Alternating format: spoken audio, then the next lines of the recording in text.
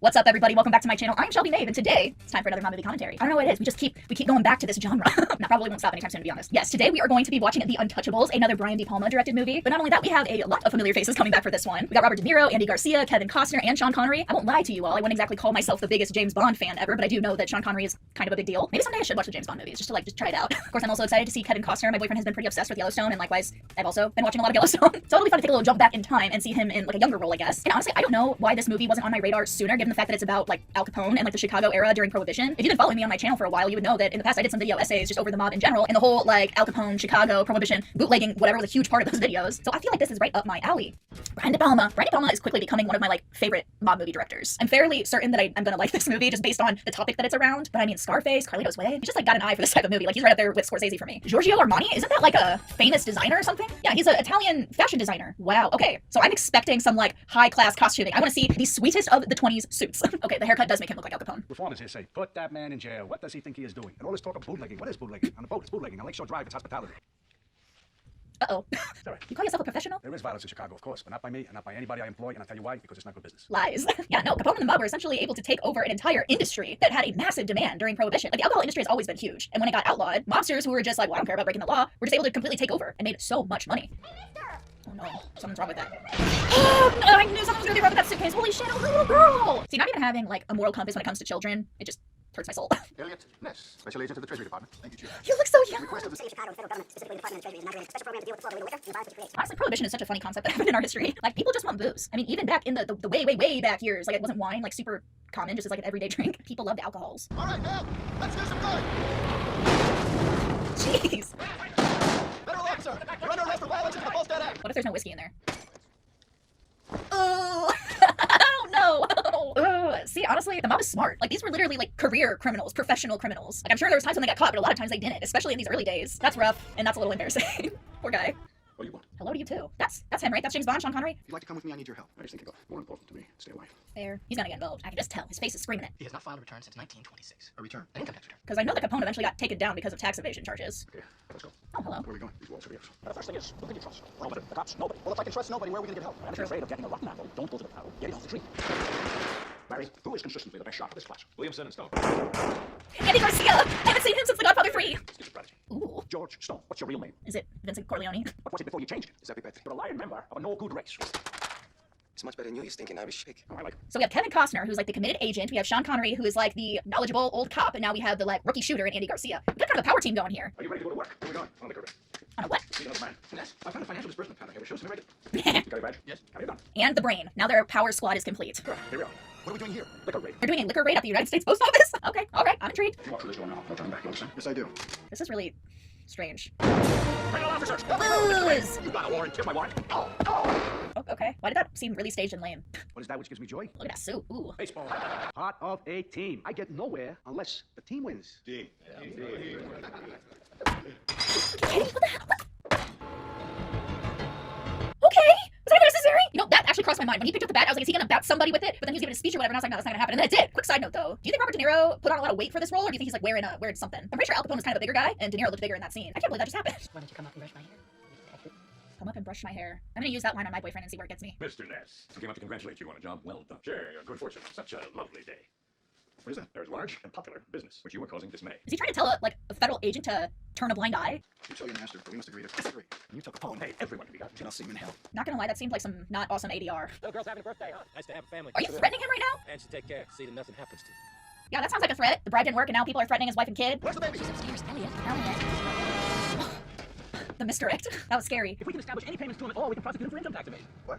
I said we can What? prosecute him for income tax evasion. Try a murder for not paying his taxes? Well, it's better than nothing.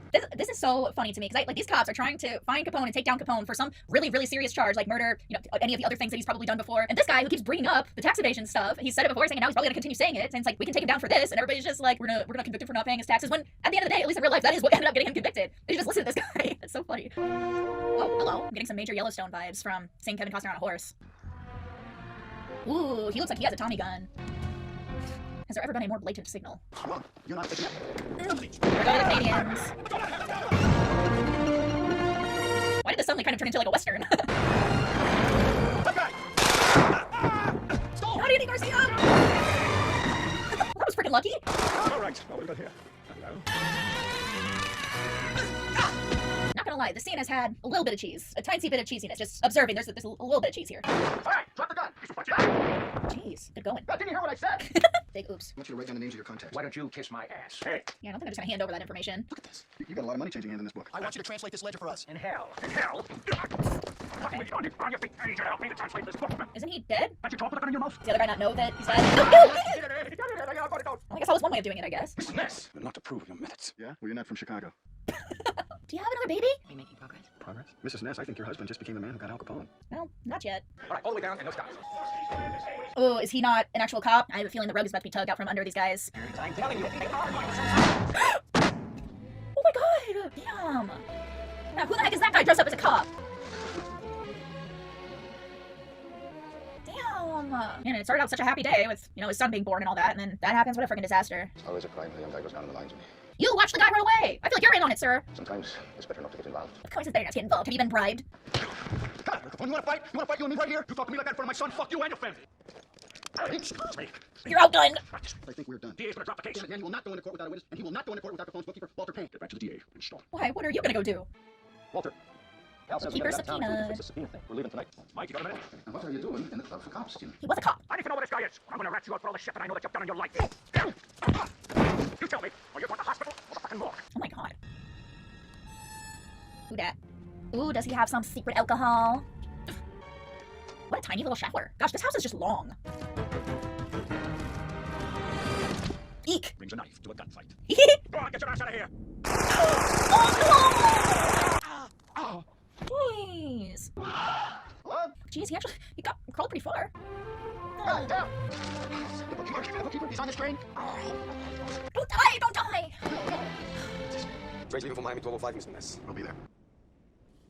It's so quiet. Was this before we had mops? Does Brandy Palma just like train stations? I can't help but think about Carlito's Way right now. This lady is moving at a new level of slow. Is he worried about this woman like being on the stairs when whoever he's waiting for comes through? Thank you so much. You're kind of concealing yourself, I guess. It's just a dad. Please let me take you from here. You've been such a great There he is! You're the bookkeeper! Something wrong. Oh, there's a baby right there! Okay. You're gonna let the baby go rolling away? This poor woman was literally just in the wrong place at the wrong time. Oh, and this shootout had to happen right now as she's slowly getting her freaking baby up the stairs. What are you gonna do? You gonna save a baby or are you gonna shoot a guy? He did not just shoot that baby carriage. Wow, that was a lucky catch. Saved the baby and took out a bunch of bad guys. Now you stop crying. I'm walking out with the bookkeeper or else he dies. You got him? Yeah, I got him. Take him. Zoinks. In a 3-year period, I personally dispersed monies, Mr. Capone, in excess of $1.33 million. That's big money back then. Man, I'm fucking wearing a white suit. He's carrying a gun. Ooh, ooh, ooh, ooh. 1634 Racine. You know, I used to have a friend who lived there. Alone. Yikes.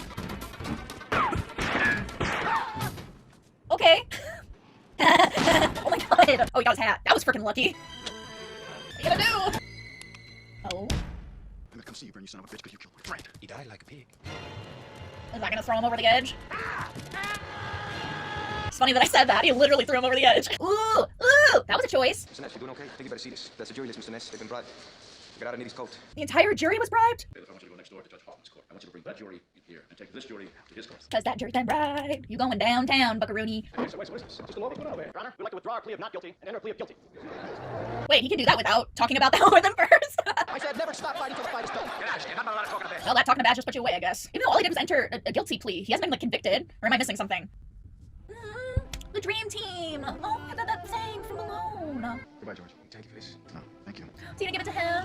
It's like he's passing the torch. You don't want you to have that. You wanted a cop to have it.